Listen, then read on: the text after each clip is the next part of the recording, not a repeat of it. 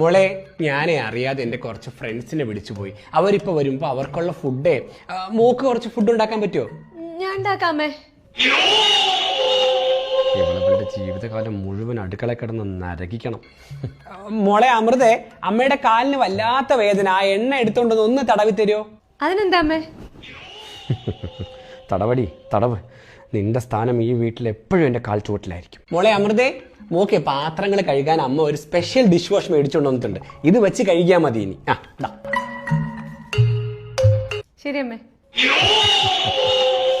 ഇത് യൂസ് ചെയ്ത് അവളുടെ കൈകളൊക്കെ വിണ്ട് കീറുന്നത് എനിക്ക് കാണണം.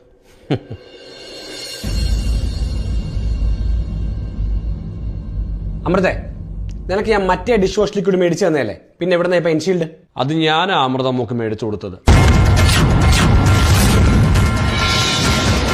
ഇത് ഇത്ര നേരം ഇവിടെ ഇല്ലായിരുന്നല്ലോ, ഇപ്പൊ എങ്ങനെ വന്നു? അതിനിപ്പോ എന്താ ബുദ്ധിമുട്ട്? എൻഷീൽഡ് എക്സ്പ്രസ് ഇല്ലേ, വാട്സാപ്പിൽ അവർക്കൊരു ഹായ് അയച്ചാൽ മതി. അവരുടെ മുഴുവൻ കാറ്റലോഗിങ് വരും. അത് നോക്കി ഞാൻ ഓർഡർ ചെയ്തു. ഇത് മാത്രമല്ല, വേറെ ഒരുപാട് സാധനങ്ങൾ ഞാൻ അമൃത മോക്ക് എൻഷീൽഡിൽ മേടിച്ചിട്ടുണ്ട്.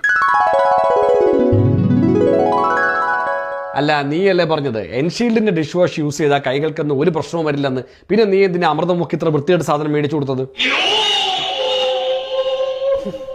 മോളെ, മോളുടെ ഫ്രണ്ടിന്റെ കല്യാണമല്ലേ ഇന്ന്. ഇവിടുത്തെ കാർ എടുത്തോണ്ട് പൊക്കോളൂ. മോക്ക് ഡ്രൈവിംഗ് ഒക്കെ അറിയാലോ, ഡ്രൈവ് ചെയ്ത് പൊക്കോളൂ. താങ്ക് യു അമ്മേ.